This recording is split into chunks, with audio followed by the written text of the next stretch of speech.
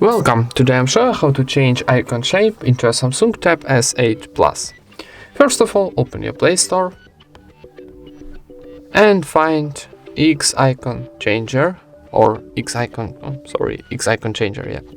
Install this application, so wait a second for install. And now click open. Then need close ads. And now you choose your application, maybe Fortnite will be nice. And here from library you choose your custom icon shape, so maybe like moon.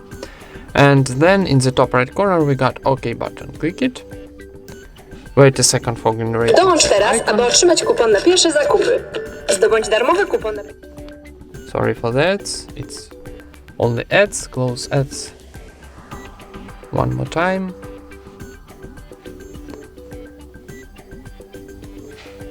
Close one more time, and how you can see, add to home screen, click add, and shortcut to Fortnite, add it to home screen.